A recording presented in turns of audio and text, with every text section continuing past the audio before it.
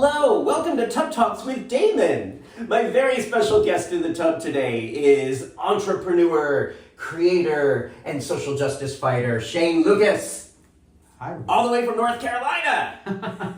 Hi, y'all. Hey. It is so good to see you. I'm so glad you're here in the tub. Okay. It's great to meet you. You know, sometimes I just meet people, and then we take the tub together, and we're like, hey, let's have a conversation. So I'm so glad you're here. Well, thank you. I appreciate the invitation. Yes. And it is perfect temperature. Yes. So I'm loving that. Oh, good. Even though we're just meeting, I have followed your work and been inspired by your commitment to social justice for well over 10 years. So I really am so excited about you being here. Well, now I'm blushing because that's amazing because I feel like I'm not that old. I'm not old enough to have 10 years behind me. Oh, yeah. You started. But Shane, before we get into all of that, I want to ask you, what do you like most about your body? So I like my fur. So I like my fur. So it's my fur. So yes. I like my fur. You know, it's funny, as a ginger, gingers don't always get nice pelts. And I had 12 hairs when I graduated high school. I counted because I like my fur. And by the time I finished out college, I had my full pelt. And so I love my pelt. I love that. How old are you now? I turned 50 this year. Wow! So, sorry, I'm still That's so great. No, it's okay. We can for me, turning 50 was also the beginning of really letting go of another layer of I don't give a fuck and starting this Tub Talk show, because I don't think I could actually do naked interviews on camera until I was in my 50s. Well, I wrote my honors thesis for college about public sex. Yes. So I feel like I could have, but I didn't do something like this before. But I'm glad I'm doing it now. Yes. And I think turning 50, it's actually, I think, a gift. You know, a lot of people, I came out when I was 17, and I think a lot of people way back in the olden days for you youngins, that would be the time of Nirvana and Pearl Jam, or classic rock, as you refer to it. You know, like a lot of us didn't expect to live very long. And I think we all really wrestled with the first person that passed away from HIV during college. I had been abandoned by their family, were a close friend of mine, and I spent that time caregiving and going to school and doing all that stuff, because in our community, that's what we do. And so it was really eye-opening for me about what it meant to be in service all the time within our community and where our community's needs are.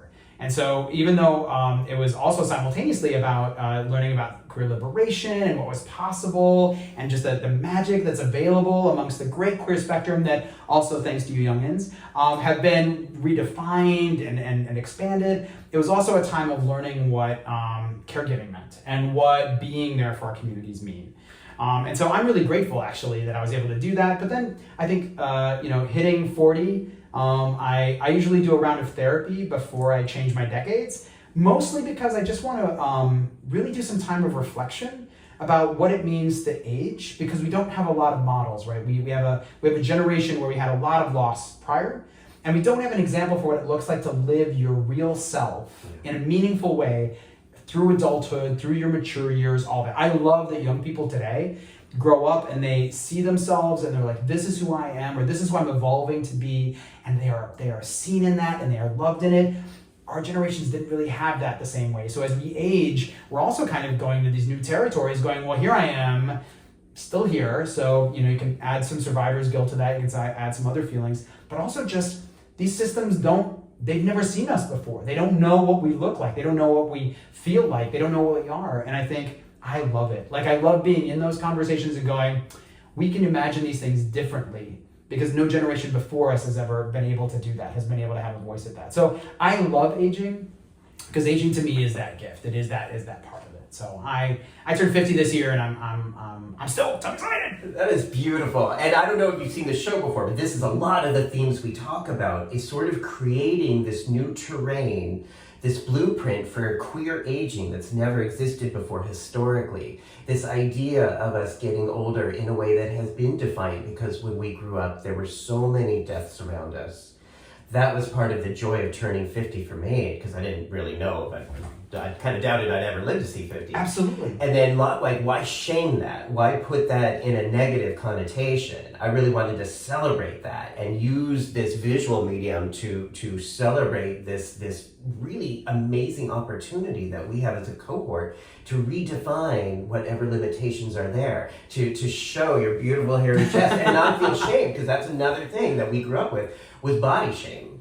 Yeah. Did you ever feel ashamed about being hairy, or feel pressure to manscape or to reduce your pelt? You know, it's funny. I have never been the prettiest person in the room, and I think I've Yeah, always. now. Oh, no, you're being very kind. I am, but I'm good. Like I also, so because of my own history and queer culture, I also approached it from this space of like, I understand people working really hard to try to fit this norm.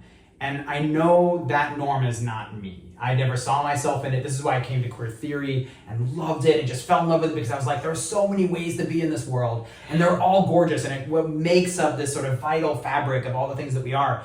And so I was like, you know what? I'm gonna own these parts of me and I'm gonna kind of live into it, and I'm gonna be there. And of course, you know, we all get worried about whether it's fat phobia, whether there's other components, whether we're mask enough, like am I butching it up, am I doing all this stuff?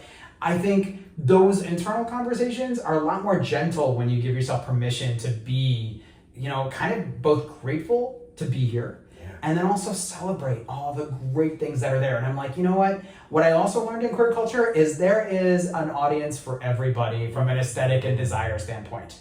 So where, you know, if you are a larger person and that is where you're at and that is your story and that is what you're going to live into, there are lots of people out there who just love to hold you, to be around you, to be with you. And I think like that is a beautiful thing that there, and if you're older, like all these things, I just think there's so many places we've yet undiscovered around identities that that young people are introducing us to, whether it's homoflexible or genderqueer or gender fluid, all of these places. I think there are places of being in this world that we're just yet at the precipice of defining that I think is gorgeous. And I'm like, you know what? All of it. Be the pansexual, you know, homoflexible, be all these things that you want to be. You out there, be all these amazing things as much as you can, because to me, people who are not confident in who they are, like they see that, and that is a chance for them to basically stop living in the shadows and really find the space. Like it is Pride Month,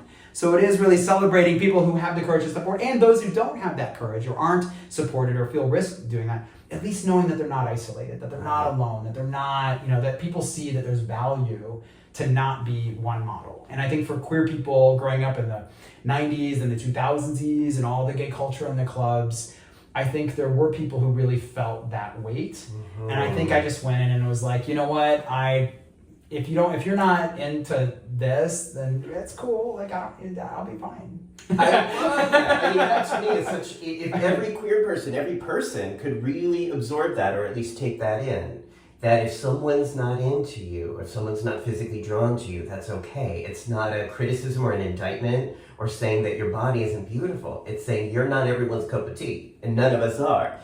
But being able to recognize that body positivity, being able to own and celebrate your physical body in a community that discourages that, I think is really, again, a sign of your individuality and sort of your rebelliousness that's followed a lot of your career. And how one responds to growing up with trauma. So yeah. I learned how to be independent. And I think, you know, again, I realize not everyone's going to come to the table with that level of courage and independence, which is one reason why I've been an activist all my life. Since I started when I was 14 with women's reproductive health, long before I even had sex.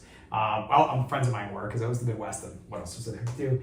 But like, I knew at that time, like young people, particularly young cis women, were really struggling with finding resources, finding space, and they were friends and colleagues and people around me, and I was like, you know what, I can make a difference, I can do things here. Yes. And I think that kind of started very early on, and I have just always been, I think wherever anybody can find agency and confidence to set their own boundaries, their own limits, their own value, then I think they're able to make decisions better. Yes. And I think that helps their safety, that helps their behavioral health, that helps all of it. And so I think with your body image, a lot of people go to extended, you know, and again, I mean, I've gone to the gym, like, I don't know, 3 or 4 times.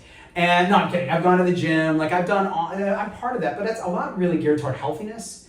Healthiness? I guess that's a word, right? Sure. So it's to being healthy. Yeah. There we go. To being healthy. But I'm also subject to that lens, right? Like people looking at me. I was out dancing last night, but I also know for me the time to go home is when I start caring more about what people are doing outside than what I'm feeling on the inside. Ooh, and so in queer culture, I know the time for me to go home when I'm in queer culture is when I start caring about more what people think on the outside than the conversation I'm having internally or the experience I'm having internally.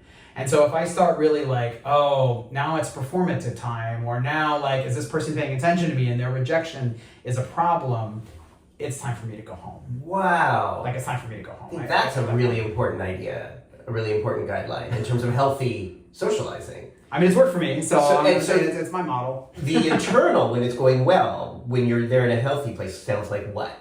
It's a party I'm engaged in. It's a party I can connect with. It's a party that I want to, I'm happy to get to know people. I'm happy to be social. I'm happy to be engaged in that way. But, again, if my self-esteem is dependent on the affirmation of people I do not know and do not have a relationship with, and we all feel that vulnerability, it's time to go. Like at that point, I put myself in a space that I don't like. So when that mindset is that other people are here for my self-esteem, and if I don't get their approval or attention, my self-esteem will be damaged or I'm going to feel sad. It's not fun. That's the time to extricate yourself and go back to that internal sense of validation. And I think that is so brilliant. I say that often in terms of social events or even sex parties. The idea of being in a giving space versus a getting space. And if you're there in a getting space, that's not a really healthy place to be. Like, what can these people do for me? How can these men validate me and my low self-esteem? Versus, what can I bring to the dance floor? What can I bring to the orgy? What can I bring to the networking event? How can I contribute positive energy to this? And not be so focused on what I might get in return. And I also do that myself. It's like, if I can't calibrate that, if I am more on the side of like, no, gimme, I want. I'm like, no, that's not a healthy space. That's not a healthy space in here. And that will communicate externally as well. I like that. I think I have never really thought of it from a getting and giving. I always thought of it as like if I'm in a good place, then it's very easy for me to engage in ways and make decisions that really line up to how I value other people and how I value myself. But I think what I learned, and this was really reinforced with a lot of years of also working in harm reduction. So a lot of stuff that, I'm good. I'm good. All this, I'll feel ready to move around. I'm on a dance party. That I think when people, or when I'm in these situations, I also think about it as how vulnerable am I in that situation? And so in harm reduction, one thing that was a research that sort of got me years into the movement, probably in the 90s, late 90s, early 2000s, was this there were a bunch of studies that came out that talked about a higher risk of HIV seroconversion, for example, risk was happening in bars than it was in bathhouses. And that made sense to me, right? Like at the time, that made a lot of sense to me because I'd already done work in public sex, and that kind of stuff, but also as an outreach professional in some of the public sex spaces. And so I knew inherently what they were talking about. And how we approach those spaces is very different because our emotional and romantic vulnerabilities change depending on the space. And I think in a bar or some place of social space where we're looking for that affirmation, we're looking for that acceptance, our desire to negotiate, we saw this a lot with sex workers, for example, in other communities, like the desire to negotiate spaces becomes much wider of a space that you're going to negotiate when you believe there's an emotional or a potential emotional connection. And this is somebody you've not established that level of relationship with, you've not established you've not established some investment and that kind of stuff. This is just someone you just met. Yeah. And so, but the perspective of that demonstrated somebody's ability and desire for that. And they would start to trade on their own boundaries based on that engagement. Yeah. Like this person's a potential mate, and you know very little about them. Like you don't know their credit score is what I'm saying. Like you know nothing about them, right? But you're saying oh, you could possibly be my one. You're my Prince Charming. And so all these rules I've set up that I know on a practical level I am willing to bend them because I see in you something perspective. Right. And so that was really eye-opening because that said to me, you're more interested in kind of what they think of you and the fears you have with that, that involvement and the fear of disappointing them when in reality you shouldn't be disappointing them. If they did care about you, they would understand and respect where you're coming from. They would respect kind of what your mentality is around it. But if they don't, then like they're probably not the right person for you anyways. And so all those boundaries. So that to me was one of the things that just, I know it sounds defensive and I guess that's not, like somebody, like you could think of it as kind of going into these spaces as defensive, but it was really just more like I have value. Yeah. And I want other people in my life to see that I have value. Just like at a sex party, even at an orgy or some other sort of, sexual event where you may be having sex with people that you don't know or don't have a lot of details with. I like to think that when I'm at that event or I'm going through that event, that I'm not doing harm by my existence in that space, but rather that I'm actually bringing joy and happiness and connection, and I care about what happens in that experience, and that's where I want stuff to begin. Like I think that's where I want people to begin to see is that caring about everyone who's in the room, and I think that's a beautiful thing.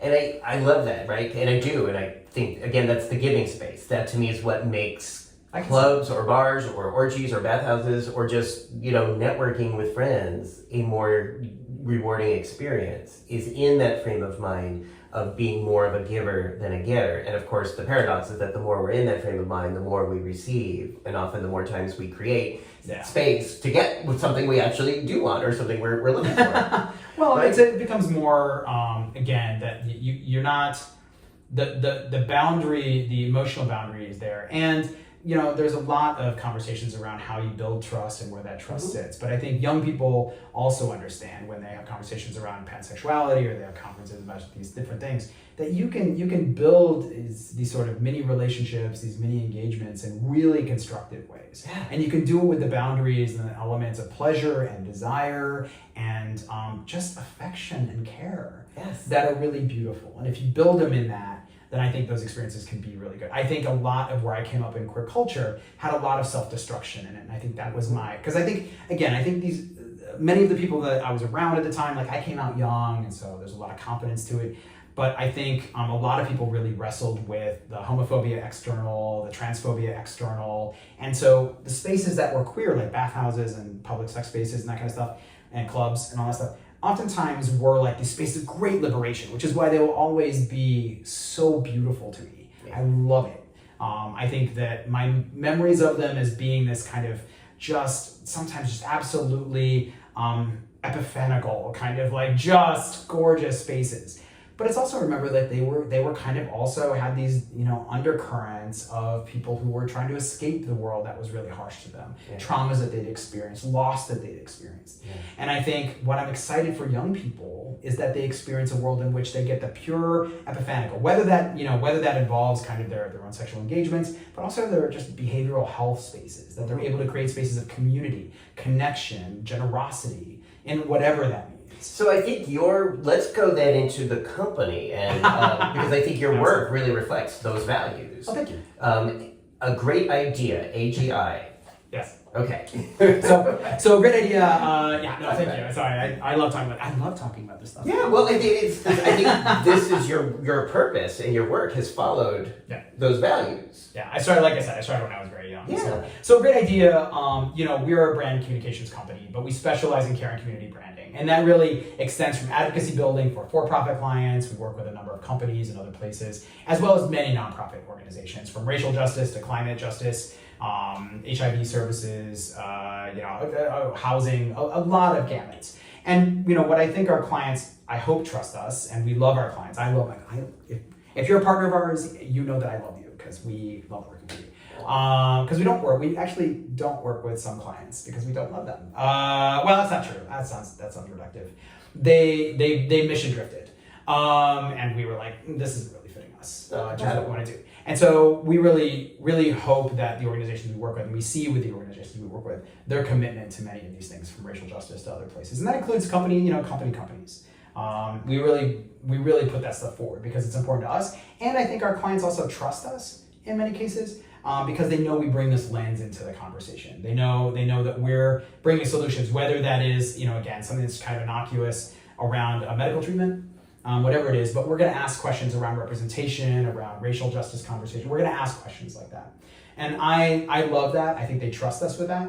And we also do great work. So there's also that. So we also deliver award-winning work, which is also really important. You have to be able to deliver that stuff too. So the companies come to you because they want help with their branding. They want to be able to tell their brand story. So we do it from a strategic standpoint. So whether it's brand strategy, content strategy, all of those pieces. So how they tell their story, the words and language, but also the visuals they tell their story, or like you might use the logo and mark. Then we do development. So we develop their story. So whether that's the design, so the logo and mark itself, some of the assets like collateral, other things like that. And then deployment means that we continue to support them over long periods of time. So some of our partners we've had for 7-8 years, and we, whether that's social media posting, email comms, site development and management. So those types of things. We do a lot of web development and a lot of digital development too. So within that. And so I love it because, we fit in where our partners would like us to fit in. I know that's not provocative, but seriously, that's why we consider them partners. Like we really, like some of them have comms teams, and we support their comms teams because there's just more asked of them that they can handle in-house. And so we kind of support them, or they want an external point of view and they're looking for another way to see their narrative, their story. And in some cases, we are their comms team, where we kind of fill in because it's either an organization is small and it doesn't have enough for a comms team, and they're kind of focused on other places like service delivery and other things like that. And so we sometimes will fill in those spaces as well. So I love it. Again, our partners do amazing work every day, and I'm happiest when they're successful because it means we're really transforming the world in so many ways. Well, and I think if people want a visual of what we're talking about, they might want to go to the initiative that you sent me, Freedom for Everybody. Everybody, B-O-D.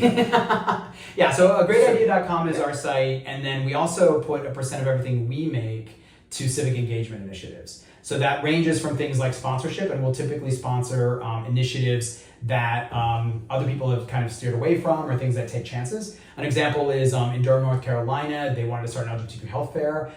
This was developed by a member of our queer community who's amazing, and they had a vision for what it is they wanted to accomplish. And we were like, how can we help you fund that? Because we think that's really great. And that now it's supported by many different organizations, but it was just something that like you could see there was a need there. It was coming from the community and they were just looking for funds to do it. And because we don't have to go through a granting process and all that kind of stuff, we can go like, hey, we can support this. Other things we do is we really try to encourage civic engagement all the way around. So we're interested in people in their communities being part of that solution, right? Like showing that care in different ways. And that is for different people meaning different things. For some people, it is just voting. Vote. It's not just. That's pretty important. Vote. Voting. Voting. Vote. But it's also thinking about what happens in December and January and on beyond that. And so Civic Engagement Initiative, we launched Out.Vote in order to try and get LGBTQ people to think of themselves more proactively. And so that was an initiative, kind of a broad initiative to really get into civic engagement because queer people were voting at the same rate as heterosexual people. And we can't afford that. Yeah. Any community that lives in the margins or is somehow sort of affected legislatively by the margins has to vote in numbers higher than that. That's right. And or at least percents higher, right? And so we weren't and aren't actually. So vote. So what is the answer to that? So the initiative, so you mentioned the initiative that we're doing right now, which is Pride. It's freedom for everybody. Everybody. And Pride is for everybody, which is kind of our Pride variant. Yes. And the goal there is really to talk about bodily autonomy, which is a word that phrase that not many people understand. And again, in many rural communities and other places, there's not a lot of language that carries over from, I'll say, social justice conversations. And obviously, I'm a social justice warrior. And so this is my thing. But I also come from the Midwest. I also come from spaces where that's not the case. And I also am in community with people, not just in the social justice space, but also community members across spaces. And so I'm interested in getting more people to understand why this is so important. And that includes among queer community members. Not all people who identify along the LGBTQ spectrum are somehow progressives and live in urban environments. Right. They are sometimes, I got water in my eye. They are subject to the same challenges that other communities are. And so the goal with the Freedom for Everybody and the Pride is for Everybody campaign is to get people to understand that like an attack on one is an attack on all when we talk about reproductive health, queer rights, and trans health. Yes. Right? That when those things are being attacked by different legislations, like just because you identify and you may not be of childbearing ability, it doesn't mean that attacks on reproductive health don't impact you, because they do. One, Yes. they impact people I'm sure you care about. Like, I'm sure they do. They also impact us from a legislative and a legal standpoint because they set precedents in places that are very precarious. And so the idea of letting that kind of fragmenting of the legislation kind of go in there is over time it will start to break down any even fragile rulings like the Obergefell marriage ruling, other ones like sodomy laws, which again, people haven't thought about in 20, 30 years. We are over those. Yeah, in 20, 30, but they're still in the books. Yeah. And people forget. Oh, I thought they were all eradicated in the 90s. No, they're. I mean, look, there's a law about abortion that Arizona resurfaced from 1868, Right, and prioritized. sure. So there's a lot of things that sit on the books in low levels that are still there. Right. Like a lot of buried bodies, and we just don't pay attention to them. They're buried in code. They're not publicly. It's not publicly acceptable to talk about them in that context. Like, gay people are very popular. We've got TV series and we've got movies and everybody loves it. But it's important to note that those laws are not concretized. Like those abilities are not formalized. And so if public sentiment changes or public sentiment softens, then the culpable populations tend to be those who intersect with the most amounts of marginalization. So if you are white and middle class, cis female or male, you're less likely to feel those things immediately, but many other communities will, and people who look like me are likely to eventually feel that too. Yeah. So to me, it's an attack on one is an attack on all, but not everybody can understand that. Like they don't see they see them very siloed. And so the goal with freedom for everybody is to say, hey, look, bodily autonomy or your ownership of your body, freedom of your body, is so important to so many people on many levels, not just us queer people. It's important to a variety of populations. It's important to anybody of reproductive ability. It's important to people with disabilities. It's important to anybody who wants healthcare. It's important to racial equality. Yeah. All of it is in the mix. And so us working in aggregate community, that can have an impact. And we just don't have a language to wrap around it. So our goal with the campaign is to get more people to think of themselves as part of that conversation. Mm-hmm. And then also, we're asking people in communities, how else can you show up to be a better advocate in addition to voting? We know you're going to vote, right? Right? Anybody watching this voting is going to. We know you're going to vote. Because you are. Because you're going to vote. Thanks. And in addition to voting, we also want to make sure you think that access to serving in government is available to you, whether that's on a local commission, many of which have open bodies, or just volunteering as a staff, or working at a nonprofit, or doing something wonderful that speaks to you, that is an hour or two of your month, and you can transform the world. And I think that's what we really work toward. Great. So this website that we're talking about really outlines. And do you think the word intersectionality fits, or do you prefer a different word? No. Because I'm asking, sometimes people don't like that word, or sometimes who doesn't like that word? People find reasons not to like anything. But I wasn't sure if that was something that fit in terms of what you're describing. We're all intersectional in the sense that, look, I'm white, middle class, queer, former sex worker, LGBTQ. I mentioned LGBTQ, but I'm also aging, and I'm also a Midwesterner. There's a lot of things that kind of intersect my identities at different points, and I think we lose sight of that when we start losing empathy and we start saying one side over another. And I get it. We're gonna have to, when you vote, you have to check a box. You can't not check a box. Mm-hmm. You can't not check a box. You have to check a box. Right. But it is important to remember that there's a humanity that's central to everybody, but that those intersections are what make us gorgeous. They are what make us vibrant. They're what make us beautiful. Those experiences are what make us amazing. Those are the experiences that are gonna solve cancer. Those are the experiences that are gonna put us on Venus. Those are the experiences that are going to that are gonna drive my Uber. Those experiences are things that make up our lives. Yeah. And I love that. So to me, everything's intersectional. Yeah. And if you see yourself invested in this, then you also see the humanity and the solutions that have to be there. And so the goal with this is really just to draw people's attention to conversations that carry so much stigma when we're talking about reproductive health and abortion rights, when we're talking about queer health, when we're talking about transgender identities. So many people, it's a touchstone for them because they feel like it's too intimate. But the reality is, everything is intimate.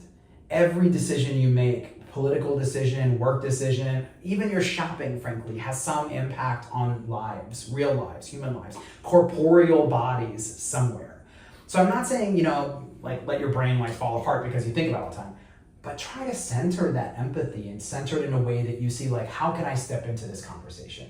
How can I step into it? Because I believe everyone should have the ability to own their own body, make decisions about how they treat their body, encourage them to be in their body like without that stigma, without that harm, and just live and thrive. Like I don't think it's that hard, but like for some reason we make it really, really complicated. It's really complicated.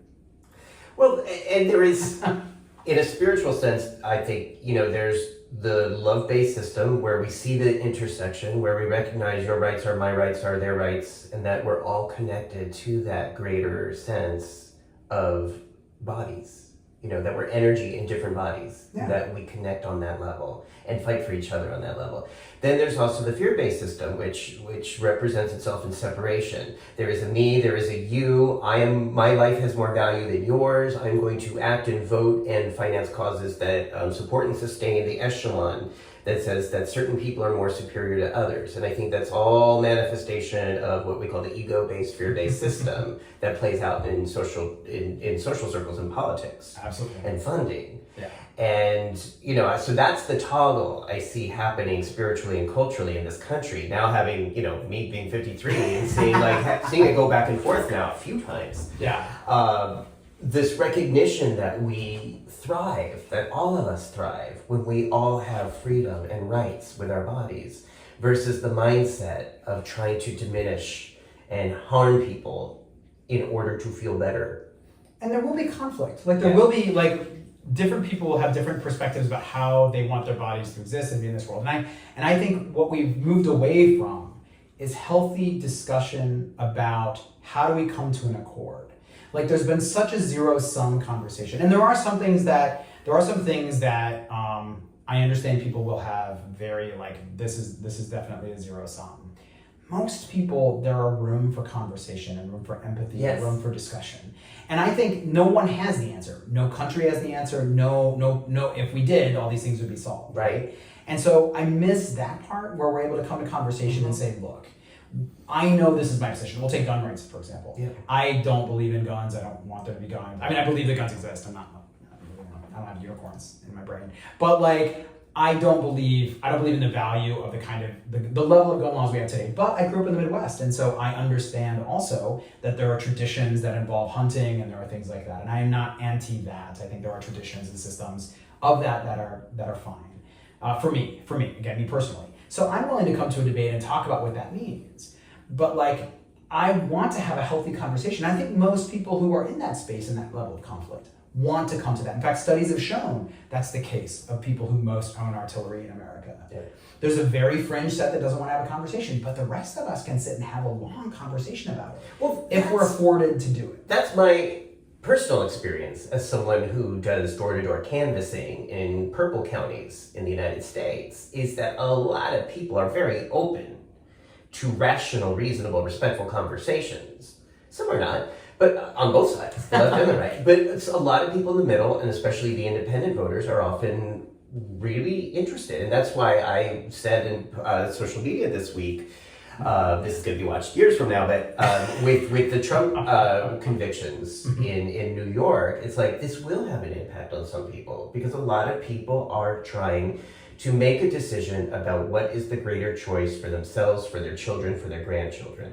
And there's a lot of people that you can have persuadable, reasonable, civil conversations with. Though social media and media would seem to indicate otherwise, because it gets more clicks and it sells more everything. Yeah, historians will go back and they will talk, but this isn't the first time. Yellow journalism worked on a very similar model. This isn't the first time humans have been sort of pit in this media environment that has a lot of hostility to it. Newspapers used to make their money by creating these sort of battles and wars. Yeah. The technological precedent is new, right? Yeah. The technological kind of avenue of it, the delivery. But the actual history of it is not 100% new. Right. What I think is interesting, like you said, is that most people, I think right now there's a great piece of polling, which I cannot credit, so I'm so sorry, essentially says that most people want to find a space in the middle. But the problem is right now that most people think that space in the middle is their side. So the poll said two things, right? It said most people want people to be in the middle, but they're also like, I also think people should agree with me. So I think finding that space for conversation and that humility in the conversation to say, look, I know I'm not going to get 100% of this conversation. I want to be able to get to a place where we can both see and censor the humanity of the people who are in the conversation. And especially when we talk about, again, bodily autonomy, when we talk about queer rights, when we talk about transgender health, when we talk about transgender rights, when we talk about all of these things in conversation, like being able to center that back in real lived human experience. And how do we make it so that people thrive in ways that are true to them, that allow them to celebrate themselves, that allow them to live fully. And I think to me that's very much fueled my entire history and my decisions, for better or worse. It has always been very true to my decisions. So speaking of history, may I ask you some about your own personal history? Sure, of course. I love that you are so well spoken about so many issues, and I also know you've lived through and survived a lot of trauma that you've described. Yes. Is it okay to ask you somewhat about Absolutely. Feel free to move around. No. You can totally ask me about the traumas I've survived, and particularly Waterworld. Oh yes. That is a joke for you youngins. For those of you under the age of 30. How about The Postman? It is a movie. What? The Postman? Oh, that was Kevin Costner. Okay. Yeah, but Waterworld was terrible. So. And we're in a tub, but I feel his feet. These were deeply traumatic things for me. So, your own history of sex work. Yeah, you alluded to. Absolutely. So, very few people will talk about that, and it is something I'm grateful to be in community with people who are far more eloquent and do a lot of incredible work every day in this space. But there are very few cis men who talk about it, and in queer culture, there are a lot of individuals who, cis and trans men and non-binary people, masculine and censor folks, who have worked in the industry and have generally not spoken about it. So I have for many, many decades spoken about it, and that has been challenging and fine. I'm really proud of being in community with so many people who join me in the harm reduction model that I've always embraced around helping people see the breadth of the industry, and then as they make their decisions, like supporting them in the ways they can so that they can thrive on their terms in the healthiest and best way possible. And what led you to sex work? The first time was what led a lot of queer people to sex work, which was family shutting the door and making it awkward to live anywhere for a minute. And so I was in Seattle at the time. I was interning. I was a super intern. I'm a pretty good student of things. Honors, overachiever, anybody on L1. And I had family that was very hostile and homophobic. This is during the Margaret Kavenmeyer, so again, this is aging myself a bit. Margaret Kavenmeyer, do you know Margaret Kavenmeyer? No. Ask me on this one. Well, got some history lessons here, I love it. So Margaret Kavenmeyer was one of the first people from the military to come out. And her case at the time was a notable case because it actually what set the precedent for Don't Ask, Don't Tell. Okay. And so Kavenmeyer was in court being thrown out of the military for having disclosed her identity. Or having it disclosed for her there. Someone needs to correct me on because I can't remember which it is. But it was a set of hearings that went with it that summer. It was also the OJ summer. So by the way, it was, there was a lot going on. Sure. A lot going on at that time, which was a great time for me to be in the news. And I was in. Wasn't that Waterworld too? That was a little earlier. Okay. That was a little earlier. Waterworld watch party, anybody? Yeah, all right, we're good.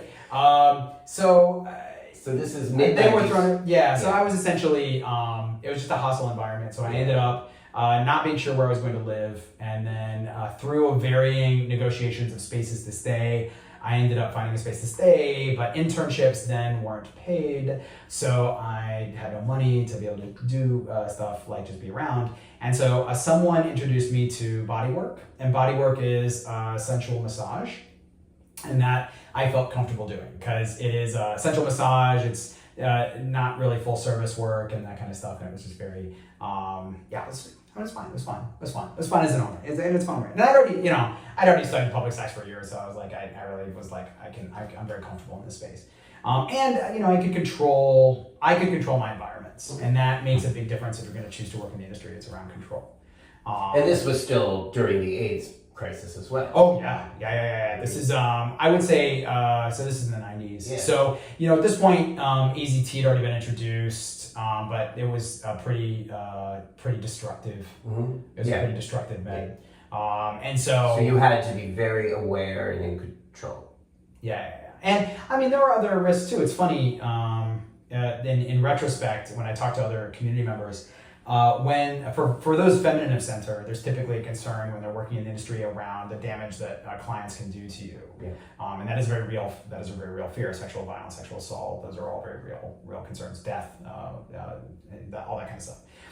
For men working or masculine of center folk working in the industry, it's interesting because the fear is kind of inverted. More often, it's not that there are certainly risks about clients who've done harm to people who are working in the industry, but there's actually a lot more fear from the clients about the person who's working. So I did have a great deal of control working in the industry that way, and I appreciated that because it was very scary, and I made a couple mistakes for sure. But that's actually what informed me to. I don't know if it's your next question, to start a program for men in the industry, which I did and ran for 2 decades, called Hook, which was for men in the industry. And that was really a harm reduction model. And it started out as a zine, because the zines were big then, because this is the 90s. So again, Nirvana, Pearl Jam, going. I'm sure there's somebody I'm missing in terms of artists. Salt and Pepper? No, I'm trying to think. Whoever. Anyways, there's Savage Garden. Wait. No, Savage Garden's a little bit later. That's 2000. Okay. I think that's a little later, but Pearl Jam. Yeah, Pearl was that was a big part. Okay. So. But yes, there's 90s alternative rock. Actually, was huge. In Seattle. Oh, yeah. You were in Seattle. Oh, let's just put that together. Okay. And the Breeders. There we go. The Breeders. So we got other bands in the next day.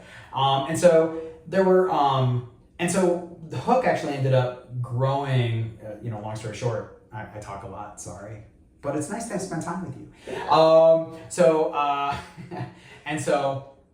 I started Hook, which was a zine, and so at the time the zine movement had grown. And so I thought this was an interesting sort of initiative to do. Some of the work that I was doing at the time sort of led into it, suggested it. And so I put together the zine about men working in the industry. I wasn't the first. There was I cannot remember their name at all, but there was a magazine called Horzine, which precedes it out of LA, but it was really limited to LA. I didn't find out about it until years after I'd started Hook. But it was really getting stories of men who worked in the industry, most of them anonymous, but they were true. And they were targeted towards speaking to other men who work in the industry. And it was also the advent of the internet, so we ended up putting it online, and that's where it really sort of took off and became very popular, because there were no resources like it. There were a couple discussion boards and chat lists that men in the industry would talk to each other on, but very little that was a lot of very helpful guidance on how to do the work. Because it was really important to me, even early on, to really talk about the work in such a way as to say, this is a choice, so we're not talking about trafficking, we're not talking about coercion, we're really talking about people who, for the most part, either choose it as their full-time labor, or it's a purely circumstantial choice, right? They are, in my case, when I sort of didn't have housing, this was a circumstance. I wasn't necessarily wanting to necessarily work in the industry, but I also didn't really want to work at, I don't know what the equivalent to Starbucks was. It was Seattle, so I guess it's Starbucks. So I didn't really want to work in that, right, for $10 an hour. And I was interning 50 hours a week, so I didn't have time to do that. And so for me to be able to make enough money in the 4 or 5 hours that I had free, or I think I was probably working 70 hours actually at the TV station, for me to be able to do the 4 to 5 hours and make my money during that, that made it possible for me to go on and win a bunch of national awards in journalism. So that I really appreciated. So Hook. So wait. The awards came from doing Hook? Journalism. No, from journalism. Oh, okay. No, from being. So I studied broadcasting and journalism, and so I interned in that area. Oh, okay. And those interns weren't paid many interns. So then you were doing the body work, sex work while you were getting that. So that I could stay and continue to do my internship, because otherwise, if my family at that point, because I was in Seattle, had cast me out, I would have had to go back to my college town. So when we say body work, what does that mean? Oh, that's sensual massage. Yeah, sorry, that's sensual massage. So that's. Would that include happy endings? Sometimes, yeah. Okay. Would that include fucking or penetrative sex? Generally, no. Okay. Generally, it's How understood. did you set that boundary? Generally because of the framing. At that time, you weren't listing online, you were doing stuff in newspapers and stuff like that. And so you could list in a section. So there was an escorting section and there was a bodywork section. So this is back when gay mags used to make a lot of money on that. Right. Okay. And so if you were in the bodywork section, there was kind of a clear. Now, not that people didn't try. So there is that. So people try, But you had the wherewithal and the agency to say no to Yeah. what did not feel right for you. Yeah, I think boundary setting is not a problem. I've never really had a problem with boundaries. Yeah. I don't think so.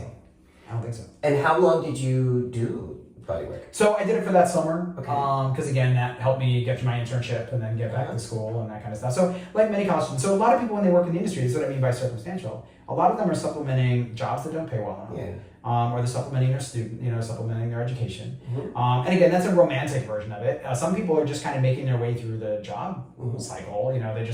They couldn't find a job through something else, so that this makes sense to make rent or whatever the case is. So there's a whole range and spectrum of stories. But why I chose it helped me supplement kind of my education at the time, or help me supplement my internship. So was there any downside to that emotionally or psychologically? at times, yes. I mean, again, there's a lot of stigma with it. So definitely a lot of, and I've felt that obviously through most of my life at different points, right? And then I think the biggest thing for me was time negotiation. And I wrote about this years later. You learn, it's hard for you to take social time for yourself when that hour is billable otherwise. And this would be particularly cogent when I started escorting and stuff like that years later. You would forego a lot of your social interactions because those same times that social interactions were possible were times that you could be billable. Time is money. That billable time. Wow. So you start to create more of an isolated corridor, and particular disclosure was a big issue because again, who could you tell that would be comfortable with the conversation? Who could you tell to be who that you could trust, especially on safety issues? Because in this case, you were going to people's houses and you didn't know how. So had I been maybe less naive, I probably would have been more safety conscious around where I went, not necessarily the interactions and the intimacy side, but rather where I went and who knew where I was and that kind of stuff, I think. And that's really what Hook served for many years, was for a lot of people who would just pick this industry up casually. They didn't really think about things like you don't take an open glass of water. I'll use that as an example. Like that was a big one. Because people would throw stuff in it, and then you're not prepared. You wake up the next day, no money, and also, a lot of people would describe that experience in Hook and help give each other advice about how to avoid damage or harm. Yeah. Okay. Ways that, and we actually ended up doing from Hook. We ended up doing a set of workshop series for about 8-9 years in San Francisco, LA, New York. They were called RentU University. Oh God, I remember that. I lived in San Francisco from 90 to 99, so I remember that. So RentU was a program, and the goal of RentU was, and those we did classes for guys in the industry on everything from standard sexual health, right, standard sexual health, but also how to talk to your doctor. Because a lot of them weren't sure how they could go and talk to a physician, how they could deal with somebody and talk about their work in a way. So we really wanted to talk about that language, how to manage your finances. Was something that not a lot of people have thought about. Sometimes that money is very good, which is why people choose to work in that industry, because it is good money, it can be good money, but they don't know what to do with it, and it also doesn't feel real. It doesn't feel tangible. And so they won't often think of it as like, I need to save this, or I need to think practically about it. And so they end up spending it a lot faster. And then there's issues around self-destruction. So issues around the stigma and everything associated with the industry. So I wrote a foreword to a study around the increase in drug and alcohol use for people in the industry. That there was just a higher sense of suicide, a higher sense of drug and alcohol use. And a lot of that was less tied to their work in the industry and more tied to the stigmatization and the isolation felt because they worked in the industry. And so Hook was really there in some ways to try to change that conversation, because men don't talk about their feelings very much. I don't want to be too gender specific here, but masculine censor, like there's not a model where that is normalized very well. I think there's certainly young people today that are having better conversations, but back then they were just not having the conversations. And so it served to do all of that. So let's skip ahead then. Yep. I know I'm talking so much. No, you're great. No, I love this. I'm like loving all this information. I can't. I want you to write a whole book. TMI. No, there's no TMI in the bathtub. Trust me. Are you comfortable? I am. There we go. Okay. Can we? Let's go sit on you. So August then of 2015. Yes. Skipping ahead a little bit in the story. You were living here in New York City. Yes. And working with Rentboy. I was. So it was a difficult decision. What was your role in Rentboy? Yeah, it was a difficult decision to work with Rentboy initially because I worked professionally in many ways. So I worked in parallel. I had my professional life, which was I was doing award-winning work for a lot of different corporations and large businesses. And then in my personal life as an activist, I was doing a lot of organizing. So the Hook, but also other initiatives as well. Was Hook still going on? Yeah. Hook had been going for 20 some years. Yeah. Hook was going all the way until the incident, right? And so like that, because that was really, again, something I was really proud of. We worked in community with a lot of people I'd worked in. And again, there were so many incredible leaders in that space who just did, again, just a far better work than we ever did, because we felt very ragtag. But the people leading the conversation from the cis female side, from the trans side, from the right side were just awesome. And I could throw out a bunch of names, but nobody cares. But I see you and I love all of you. And we would not, like, the work that they did was life-saving in many capacities and community building in ways that I think, my hope is that younger generations have built from. Mm-hmm. And that is the thing I hope for. And so I took the job with Rentboy. And Rentboy, for those of you who don't know, because you'd be surprised, there are people, younger people who do not know. Rentboy was an escort listing site. It wasn't an agency. It was kind of an equivalent of a Craigslist, but it essentially listed people. People had to volunteer and sort of choose to be on the list. It was arguably, and I think universally, the safest method by which anyone could work in the industry. It was really important. The sex industry. Yeah, that could work as an escort or any part of the industry, even bodywork. Like there were certainly bodywork sites and that. And so you could do or fetish or dom. There are a lot of different elements to the industry. But the safest way for people to work in the industry is on their terms, setting their safety boundaries, setting their structures. And that is the reality. And for those people who are very anti-industry, like, I don't know what world they're going to live in, but it's not going to be a world where this doesn't happen. So people are going to work in the industry. This is very much, again, a harm reduction model. So my feeling around it is always, look, I'm not going to make decisions for other people. My goal is to have them make the best decisions possible. And Rentboy was, I would say, universally seen as one of the most affirming spaces for people who chose to work in the industry. It was very much part of the credo, and it was a weird company in many ways, just because it was a queer company that grew up in all of the queerness of the 80s and 90s and stuff. It had been 25 years.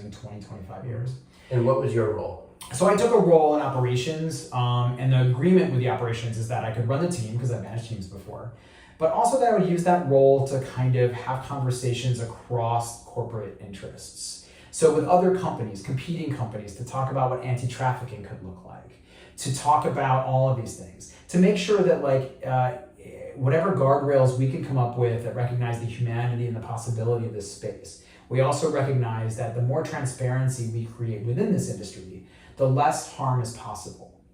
And that was my goal, because I believe that you could be both profitable and you could actually have a great standard by which you are protecting all the people and individuals who choose to work in the industry. Okay, so your role was operations and really seemed to favor harm reduction, safety, cooperations with other agencies, Absolutely. Similar interests, and trying to protect people. And internally, just basically working with the teams, right? Because I'm, again, I did award-winning work and a lot of great work in digital spaces. So It was also just making the business smarter. And so when did you start? I don't remember the date on that. I was only there for a year and a half. Okay. So you're there for a year and a half. Yeah. And the work what was that work like for you? That worked for me again. I loved it because that company had already been pretty transparent, and I wouldn't work for a company that wasn't.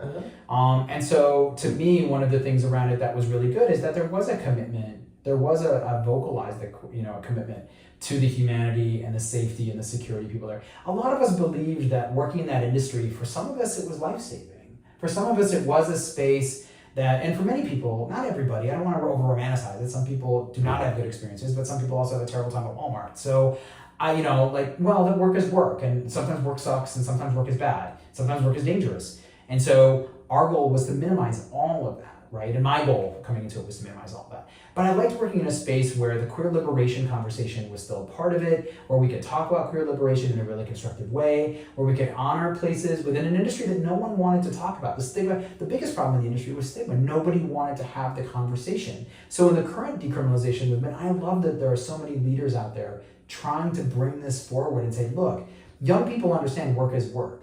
Like, we're not pushing, I don't want to push anyone in the industry that doesn't want to be there, any of that. But people are going to choose to be in these industries for a variety of reasons. And I think the most important thing we can do is give them the tools to set their boundaries, boundaries, set the parameters, do all of that. Okay. And I think that the team was able to do that. So from an operations standpoint, same thing. We wanted people to go into work and feel good about who they were. We wanted people to be part of those conversations. And so it was really actually, by the time, it took me about a year, but after a year kind of structuring the team to operate like a team who understood and kind of valued. And we made decisions that sometimes cost money, which is fine, cost money to be transparent, to be authentic in this way. And that's what I love about it. That's what I love about the team. So then August 2015, Government walk shuts us through. Yeah. What happened? The government, you can read the complaint. We were the third, it looked like the third in a series. It seems logical that they were in a series. So there were two raids in the West Coast, Backpage and Redbook. And those were primarily for feminine of center advertisers. And there were a lot of questions around their business models, a lot of there were some shadowy things. I don't want to chime in on whether or not they should have been raided. I don't know. But you were aware that these raids had. They happened during my time. Yeah, they happened when right after I first started. And but the thing about Rentboy was that we've been in pride parades for 25 years. Yeah, you were so out in the open. It was so like you said, it was so transparent. And I believed that the more transparent you could be, the less shadows and the less nefariousness that can exist, right? Because then it's harder to hide it, right? Then we'd see it and you could get rid of it. There's nothing covert. Exactly. And that was better for the safety of everybody. Right. That was my interest. So when the government decided to raid it and they decided to do a complaint, and there were 7 of us included in that complaint, they included me mostly for my activist work. That's the thing they listed out. They used that as proof somehow that my activist work was the reason. And my activist work had been, again, we were a 501c3, we worked in community organizations, we dealt with everything from around HIV prevention to other forms of health and all kinds of wellness. And we worked with programs across the country, from Harm Reduction Coalition to Night Ministry in Chicago. We were partners with so many places. So I'm very proud of that work, and I'm proud of the team and the board and everybody else who worked on that stuff. And that was what was used kind of as my part. And I think the shock that came from the community, and I want to thank the community, I certainly want to thank the community for stepping into that conversation and marching outside in Brooklyn and other places and really drawing attention, and also other publications that wrote out and said, this is dumb. Here you have the model that is as transparent as any industry, any similar part of the industry could be. And you've gone in and you've now shut it down. It didn't shut down the desire for work. It didn't shut down people's desire to need to pay for rent. So all it did, along with the other raids on the West Coast, was actually increase the things that they said that they were trying to decrease. Well, that's always the way, right? When you try to shut down sex work and you try to shut down people who are practicing harm reduction, you don't change the consumer market. You don't change the need, the demand. You just change the process by which people can deliver the needs safer. And then they're looking for avenues that aren't transparent. And they're looking for avenues that are more nefarious. Right, then you have to do things, I remember then Craigslist, and there was a whole other story with that, but then people had to go to Craigslist or do other ways to generate income that were less safe, that used less of a screening process. Or the companies that were similar to Rentboy transferred to Europe, and they operate in more shadowy circumstances because some of those, and again, I'm grateful for the freedoms that those other countries offer, but they sometimes don't require the same level of diligence and that kind of stuff. Can you speak to the motivation of raiding Rentboy by the government? Again, Sesta Fosta wasn't far behind it. Sesta Fosta is sort of a rule kind of banning talking about the sex industry online. Mm-hmm. And it's a very loose ranking, although there's a recent court case that says you can talk about it in the way that I'm talking about it now, legally, as long as it's informational. I'm not giving you instructions on, how to list or not listing, right? That kind of stuff.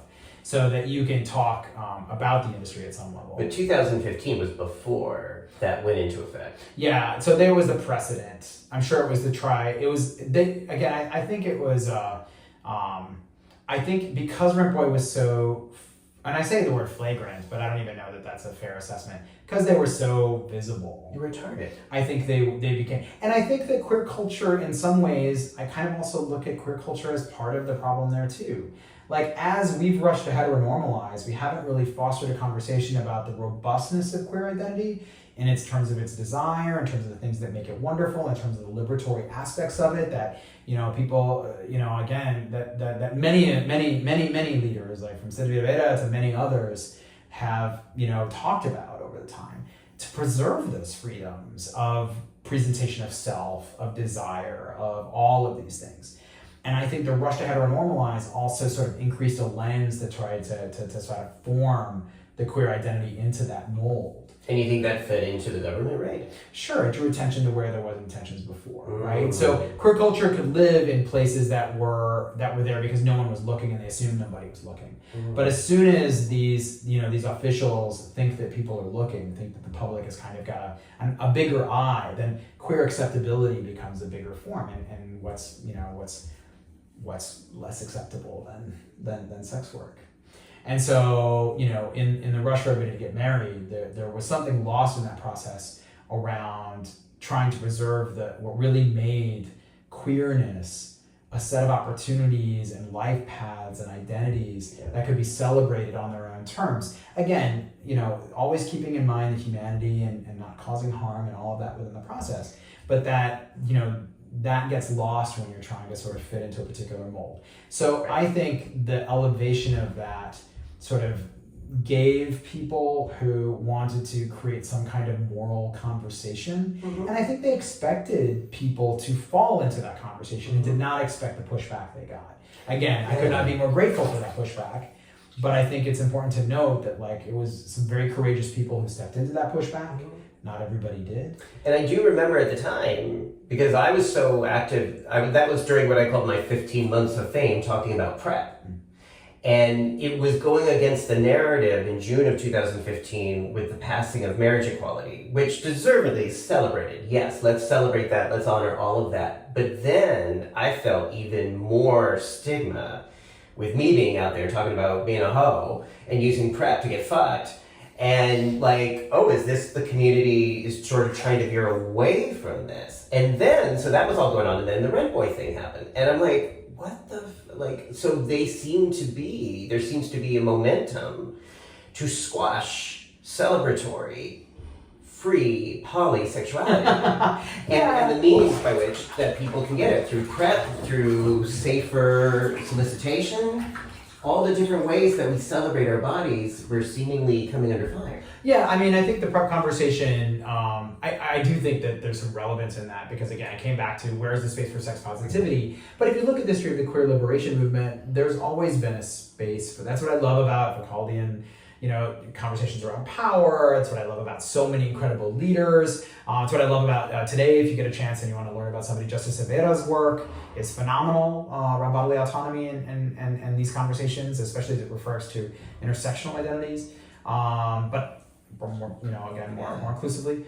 I just think that there's so much there around our race for acceptance. We talked earlier about what it meant to go into a gay club and when I knew it was time to go home.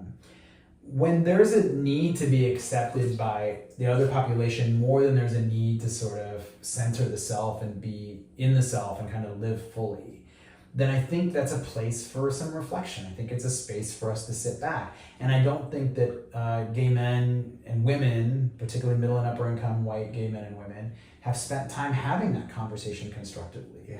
I think that they benefited from many intersections of privilege, but haven't really spent some time thinking about what that meant and what that costs in some level. And I think younger generations, and why I adore all of you, of the new young adults that are, the new, leaders that are coming up in the queer communities, because they're very confidently coming into these conversations in ways that I think are beautiful, authentic, and I think they're asking questions and saying, but I can be full in this. I can be asexual and beautiful. Yeah. I can be all of these things. And I think that is gorgeous. I think that is what I fought for. I want to make sure as elders we preserve that and don't start to disentangle it because we're uncomfortable. Right. And I do think people of a certain age will be uncomfortable with that. Yeah. But part of that, again, back to 2015, was you being put in jail. Yeah. So this. Can you talk about that? Sure. Yeah. It was intense. Again, I didn't know it was coming. I was not aware at all. So you were not in New York when Rentboy was raided? No, I was the only person who was not in New York. My grandmother passed away that previous July, and I was traveling, so I was not around. So I made a decision, and I talked about it with my grandfather, that I would not attend the funeral, but that I wanted to spend a week or so after everybody had gone home. That's usually for widowers particularly, that's kind of a very fragile time. I didn't say that to my grandfather, but he's now since passed away. But that is oftentimes a very fragile time for widowers. And so I was like, hey, you know what, I'm gonna set some time. I'm there in spirit for the funeral, but I will show up later. And we'll spend a week kind of going through your stuff. Like, those are things that people don't think about with widowers, that process is, again, has a lot more loss involved. And at that point, nobody's bringing lasagnas over, and all the flowers are gone, and it can be really isolating. And so I wanted my grandfather to have that. Well, I had just left my grandfather and gone to the airport, and that's when they did the raid in New York, which the whole thing is relatively surreal. In short, they didn't know what to do with me. And so they ended up putting me in the Minnehaha County Jail. They just didn't know what to do. And the Minnehaha County Jail, which is Sioux Falls, South Dakota. Okay, so you're in Sioux Falls, and did you give yourself up, or they actually came and arrested you? Oh no, they came to the airport. They came to the airport. Yeah, I was like about 10 minutes, maybe 5 minutes from boarding my flight. They call, and the first thing they said is, this is the HSA, the Homeland Securities. And I thought it was a joke initially. Like, I just thought it was funny. I was like, ha ha ha ha, and then I get a text message from my partner. Is like, it's not a joke. Okay, so you're in Minnehaha. You're visiting your grandfather. Well, no. I'm in Sioux Falls. So I'm in that area, and I'm in the Sioux Falls airport. Okay, and you're trying to get home to New York. Well, yeah. So then I get picked up and I get put in Minnehaha County Jail. So you get this call. You're like 15 minutes away from boarding. Did you think this was going to happen at all? Oh no. There's no. I know. Did you know about the raid at all? No. Okay, so you didn't know about the raid. So getting this phone call seemed like a joke. Yeah. And your partner was like, "No, this is the real thing." Yeah. Okay, so then what happened? They come to the airport. They just arrest me. They don't. And the Sioux Falls folk, they put me in this sort of solitary initially. They just didn't know what to do.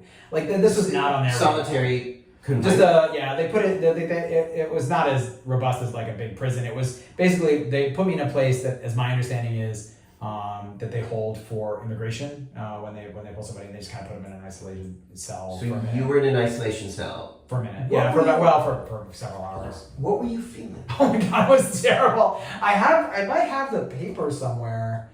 I can't remember, but one of the things that I did was write down this note to self. Not in like an ML. This is not like an MLK call. This is more like, my brain is going through a lot, and I'm ADHD, so lists really help me and stuff like that. So I really put down on paper, I needed to sit there, because I didn't even know what it was for initially and any of that stuff, because that was like, again, it was very surreal, very, very all over the map. And so I spent some time really reflecting about what my values are and what I wanted, like what I believed and what I was there and what I'm committed to. Like, it was, for me, it was the moment, it was a lot of spending time in fear, and really processing potential loss. Like, I don't know, there's no real frame for that. I think I'm so highly independent, that I was negotiating already this sense that everybody would just walk away. That there was this sense that, like, and this would come back to me later when I was in jail for a couple of days, because I had no contact with other people for a long time, so I had no idea what happened out the outside, which is, we'll talk about in a minute. But like, essentially that first 10 hours, and it was like 10 or 15 hours, obviously restless and agitated and all the rest of this, nothing I can do, like, just absolutely traumatized. But I did get, the guy gave me a pencil. I don't know if he's supposed to do that or not, I can't remember, but it's some piece of paper and some kind of writing utensil that I obviously could not harm myself with or whatever. I'm sure that's part of the requisite. But essentially, like, put down some notes about, like, this is what I believe, this is where I'm at, this is where I need to center myself, this is my values, and this is what I'm going to stick to. Because I didn't do anything wrong. It's the way I kind of, in my head, like, the decisions that I made, I was, maybe this is the wrong way to frame it. I'll frame it more like, the decisions I made are the ones that I was most comfortable with, and I wanted to spend some time with it because it made them for the right decision. In alignment with the harm reduction work that I wanted to do and the work that I felt needed to be done, this is what I felt like the right decision was to do. Do you still have that note? It might be in my files somewhere. Wow. It might be. When was it clear to you what had happened with the raid? I didn't get to see the complaint until a few hours in. Like I didn't. So for a few hours, you're like, I know. what is this? No You just idea. didn't know. Well, neither did the person who arrested me.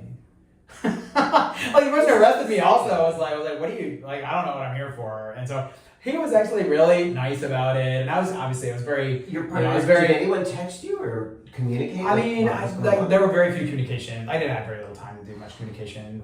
Luckily, the little communication that I had, I was able to, and honestly, again, I cannot put into words. I'm not going to cry. It's okay if I cry. Crying's fine. Crying's human. The amount of support and care and response from people is amazing. Brian Knight, who we lost last year, I want to throw some love at him. Many other people, my partner, my best friend Larry, lots of other countless names, all of which I see you and I love you and I adore you if I don't use your name. Yeah. Not that you know that I love you, you know that. People showed up in ways that I could not have asked for and did not know to ask for. And that meant the world for somebody, especially as independent as I am. But during those few days, I had no idea. I didn't even know for 2 days that I had emails available to me in jail. So for 2 days, just its own story. For 2 days, I just thought everybody, I had made peace with whether my partner, whether all these people in my life had just walked away. Because again, it's a lot. It's a lot to process, and I'm in the middle of nowhere. I'm in a state that I don't ever, it just falls out to go to. I mean, it could have been worse. Did your grandfather know about any of this? No, thankfully. I was at the airport, so luckily the rental car and hotel had been checked out. So that would have been a whole nother level of stigma and awkward. No bones about it. But that I didn't know what was going on outside of it.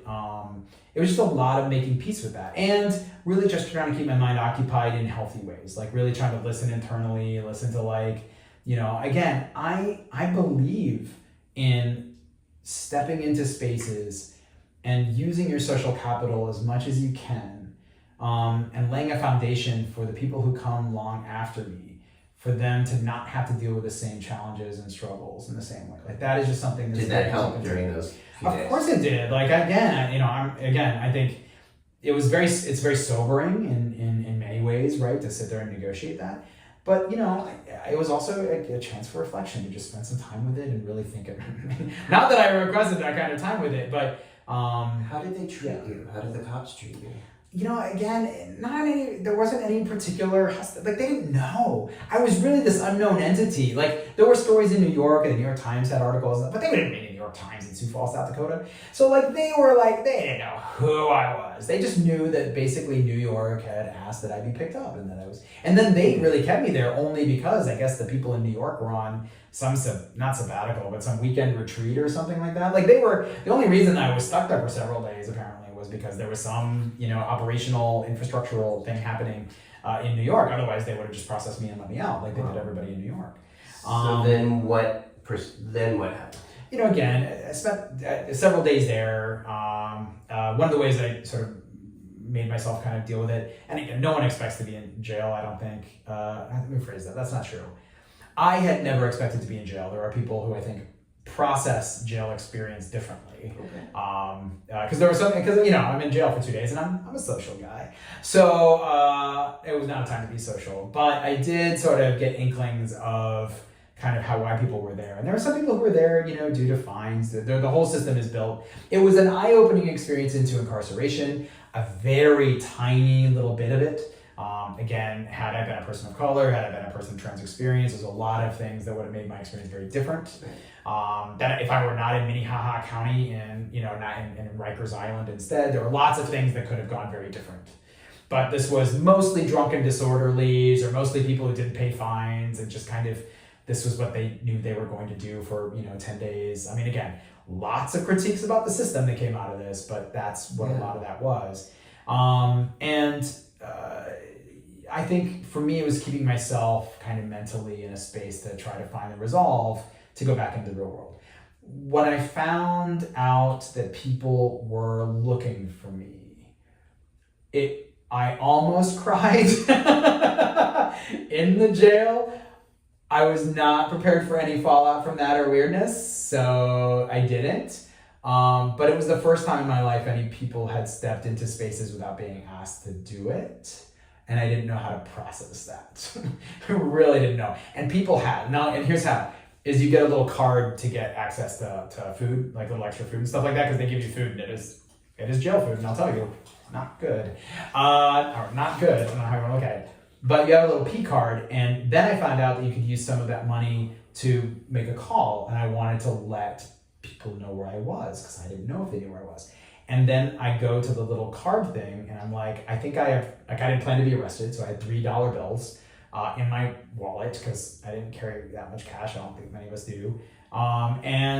Then she takes my card, the guard takes my card, and then comes back and says, you have $50 on here. And I was like, what? And I was like, yeah, I have $50 on here. Somebody put $50 on here. And I almost lost it. Who was it? Lost it. It's a friend of mine who has had experience in the system, and she knew what to do. So later I would find out many of my friends were very much scrambling to figure out what to do because they had never experienced this before. Wow. Which says a lot about, again, it's a good also a moment of reflection for me about who my friend group is, and making sure that I think about that amongst my friend group. That it's important for me to also have diverse experiences in the communities that I'm in. And I have friends who've been incarcerated, but I've never asked them about those processes. And so I really thought about the process. And the process is so terrible and so bad and so just burdensome on so many levels. So I used the P card, and I got access to a little email thing that is sanctioned. And there were just all these emails in there from people who first of all, I was traumatized a great deal. I imagine they were traumatized trying to send these emails. Mm-hmm. Like, it is a nasty system. It is expensive and nasty and hard to get in there. And it makes it difficult, which when you think about it again, so many people end up in the system who don't book, and I say don't belong, it's not the right word, who are there for a variety of suspect reasons and inappropriate reasons, or a variety of circumstances. And the barriers from which they can make contact or find access to support or other things is just impossible. Eventually, then what happened? Okay. Sorry, I hope that's not too boring. No. So eventually, New York basically says. Did you have to serve time in New York? No. So no. I wouldn't have had to serve time in New York if I'd been arrested in New York. Okay, so you came back to New York. And then I went on probation for the whole duration of it until they eventually closed out the case. I remember it was about 6 months later that all the charges were dropped. So 6 months. And in the meantime, what were those 6 months like? That's terrible. I mean, again, it was very insightful about the system, because probation is in theory in this country, right? Innocent until proven guilty. It is not how the system is built. The system is built to be guilty until proven innocent. You, under probation, under the fact that you've not yet been found guilty of the thing for which you have been, accused of, they can come to your workplace. Like essentially, it is a version of interceding in your life on a regular basis. Now, I think it's intended so that people don't serve that time in jails. So I get that. But it is what prevents a lot of people from holding full-time jobs down. It is what prevents a lot of people. Like, I had to go to see my probation officer every week. All these things that had to be done. Like pee in a cup, drug tests, stuff like that. Yeah. Which I've been sober my whole life, so there was no. I mean, I did, but they're so out of my head because there wasn't really any concern around changes around that. I don't have a moral thing. It's just I don't, and so it was never in my brain. That didn't really sit there. But yes. So all of those things, all these things, and the same with work though too, right? They could go into any place of employment at any time. All of these things had to be, they could look at my bank accounts, right. All this different stuff. And the stigma you could incur as someone on probation, trying to find gainful work. Yeah, so in order to pay, right, for rent and live in New York and all the other stuff that are there, I had to go find a job. But luckily, I went to try to find jobs, and I would make it to the final round. I was their chosen pick. I would disclose to them. At this point, I knew where the case was going, and my lawyers were very clear about where their case was going. But as soon as I disclose that this case is going, even though they understand why and what I'm doing and they're comfortable with that part, they ghost every time. And so I ended up, I always do freelancing a little bit just because I enjoy it. I usually work on projects that I like, and so I enjoy doing some freelancing now and again. So I ended up kind of blowing out my freelancing. And there were a couple clients who took a chance on me early on, who, were in community but had not worked with me before in that capacity. And they saw what I was going through and also recognized my skills and the things that I brought to the table. And they came on very early. And then from that, a great idea really was built. And under a great idea, you have talked openly about not discriminating against people who are on probation or have a criminal history. Yeah, I think it's really important to think about, especially people who've served their time. And there's a lot of conversation. There's people who are far more eloquent and far more knowledgeable on this. I just think there's a lot of businesses and a lot of companies and a lot of places that really get bothered by stigmatized labor. And that includes people who have sex industry history as well as people who are formerly incarcerated. But if we're a country that really believes in people evolving into the spaces, into the lives in which they're going, that their lives are journeys through different processes, and we believe in a system where, if you've served your time for whatever that crime is, that you should then be welcomed back into society and recognized for that, for having done that experience. I think we still have so much baggage, and for those individuals who have those experiences, when they try to go for labor, they just end up getting a lot of doors, they end up getting a limited amount of work, and sometimes reduced in working to the point where they kind of end up having to be compelled to look at those other industries. Wow. So I just want to recap what I'm hearing here about this experience. You're working for a company that's on the up and up, Rentboy. Mm-hmm.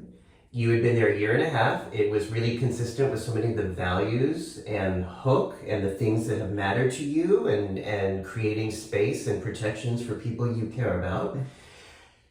And then your life is completely upended because of this raid. Like, you're not doing illegal work here. You're actually working for a company, and you were doing a job that wasn't directly customer service anyway, but you were implicated as well as 6 other people. You had to serve jail time. You had to deal with the legal ramifications. You had to deal with the probation and the system for 6+ months while you were going through this for no reason. Well, I would say no reason. Obviously, the Southern District of New York probably would disagree with that.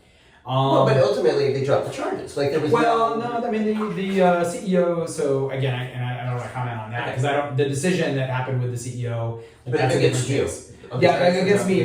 Yeah, and I mean, that's not uncommon. So in these cases, they typically do a broad net because they want to see. They're basically trying to get kind of everybody in the mix, and they kind of filter out and try to get information, and they can kind of control that information. Okay. So I don't know what their intention was. I'll just say that. Okay, but your life was traumatized, disrupted, messed with. Mm-hmm. How are you still you today? I mean, because when you talk about this, you seem to have a warm heart. You seem to be you seem to be able to talk about this, and I don't know. How are you? Nearly 10 years later, how are you absorbing all this? I think it's important to put into context, right? So working in decrim work for many years. Decrim work meaning? Decrim meaning sex work, decrim work. I had the opportunity and the good fortune to be in community with so many amazing trans women and feminine of center individuals who are absolutely powerhouses, whose experiences with the judicial system have been far more horrifying, far more terrifying, far worse, far more abusive than mine could have been. So for me, it's a lot about context. So did it suck? Yes. Do I ever wish to go through it again? No. Should anyone have to go through it? No. No. There is no benefit to the system for any of these rules and regulations that are being there. I understand some of the motivation, and I think there are great ways and leaders and phenomenal people and movements that are doing incredible work to address those things. But was that the path? No. My experience, I keep in context. Like for me, yes, it sucked. But I think I was going through the entire process trying to take those feelings and deal with them and go, like, I'm also in the Minnehaha County Jail. I'm also a white educated cis male. Not that that is going to prevent harm and trauma, but it means that when I enter conversations, I'm given a great deal more benefit of the doubt. I'm given a great deal more room and capacity to explain myself. I'm given a great deal more just trust out the gate that I can either reinforce or, again, disappoint, but like mostly reinforce in that process than I would if I had been a person of color, if I had been a person of trans experience, if I'd been somebody who didn't have the same level of education, right? When you're going through airports now, do you ever have flashbacks or any PTSD symptoms? No, it's an interesting question. No. Again, I think there are moments that are just deeply traumatizing that I think, again, come back in my own head.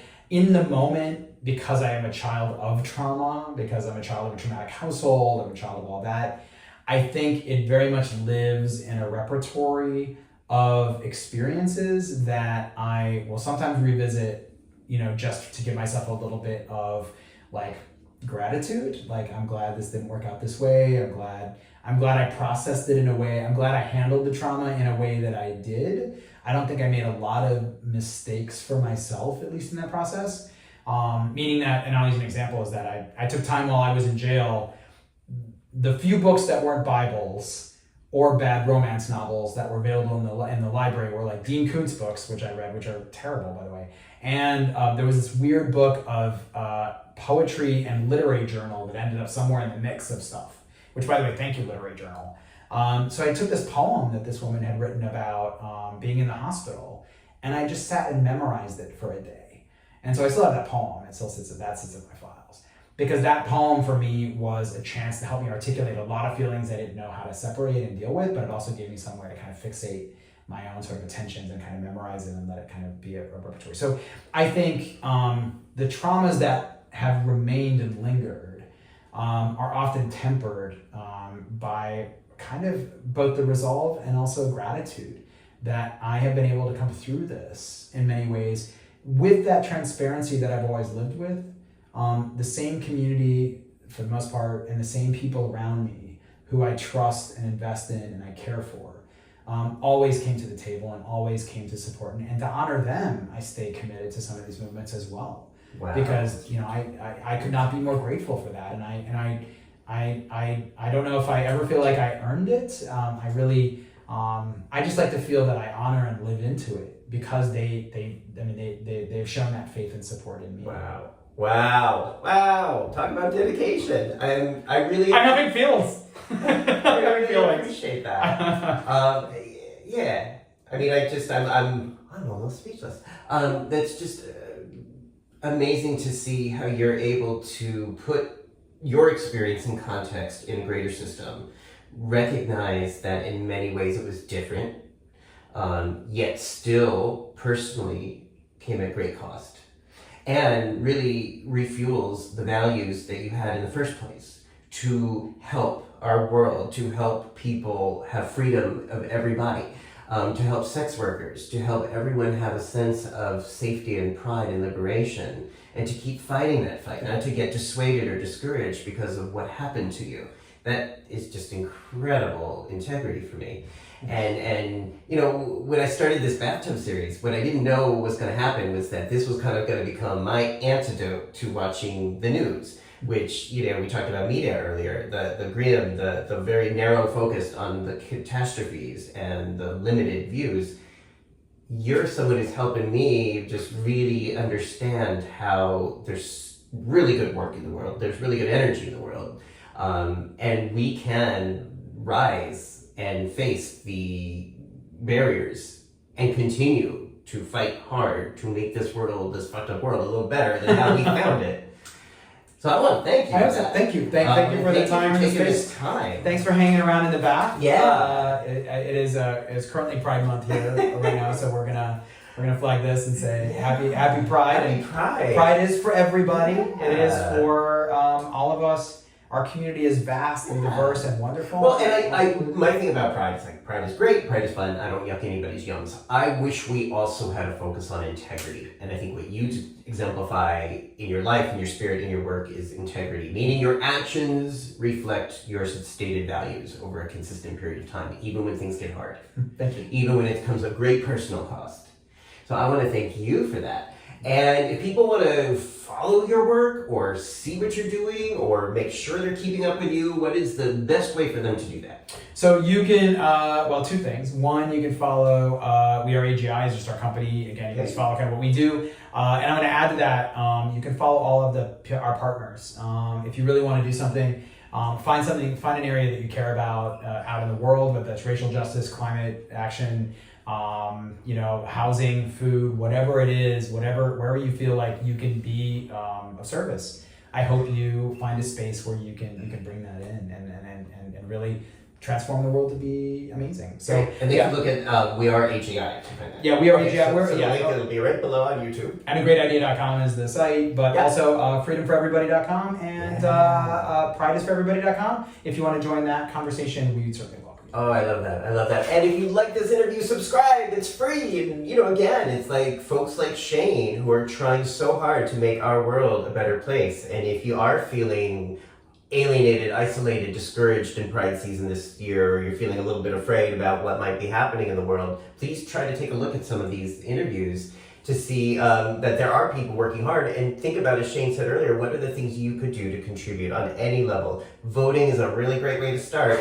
Talking to your friends about voting is a really great way to start. Volunteering for a candidate you support is another great way. But whatever it is that we contribute to this world in that way. You are part of it. So. We are part of it. Thank you so much, Shane. Oh my gosh. All right, everybody. Thanks for watching.